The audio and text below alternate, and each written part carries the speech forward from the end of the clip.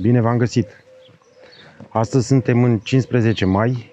Știu că a durat ceva, o să urmeze o serie de mai multe clipuri săptămânal. Încerc să le pun săptămânal, sâmbătă și duminică o să le cumulez cumva.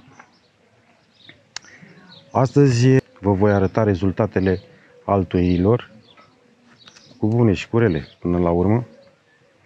Și o să încep prin prezentarea supraaltoirii piersicului de toamnă, dacă nu mă înșel, superbă de toamnă în cais. Nu a funcționat așa cum mă așteptam.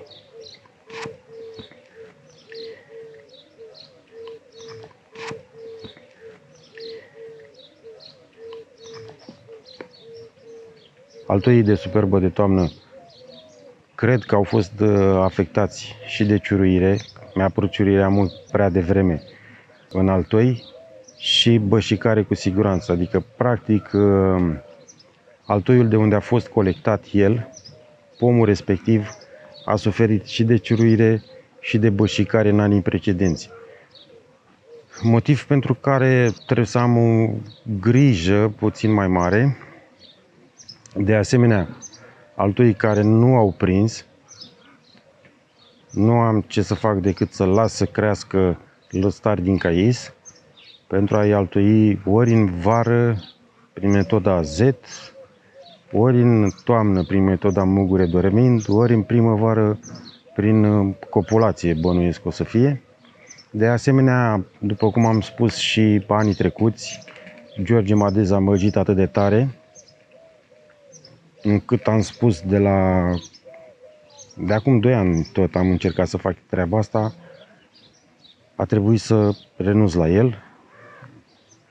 Nu este un soi pe care îl recomand, ba dimpotrivă, cred că este unul dintre cele mai proaste soiuri pe care le-am întâlnit până acum. Nu am experiență chiar atât de mare referitor la cireș, dar cred că este singurul care este cel mai prost în toate.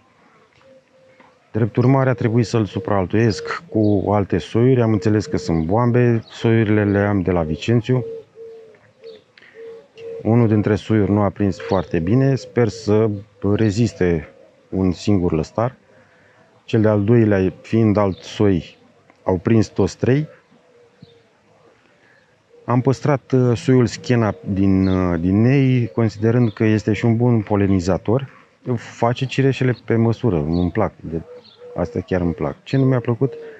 Adică nici soiurile sărbatice nu se pot compara cu soiul George, pentru că sunt submediocre, adică sunt dezastru.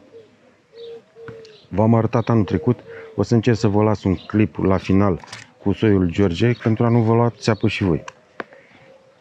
Bun, deci preț-calitate, preț mare, calitate foarte slabă cu soiul George. Nu-l încercați, sau dacă îl încercați, supraaltoiți-l cât e de vreme, pentru că vă puteți uita să vedeți despre ce este vorba cu acest soi de căcat.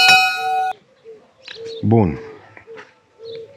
Am mai făcut câteva altoiri în pepinieră, în mini pepinieră. De fapt am scos niște vișini, niște portaltoi de vișini, unde am avut unul foarte mare nealtoit, sălbatic, scoțându-l au dat din rădăcină drajuni.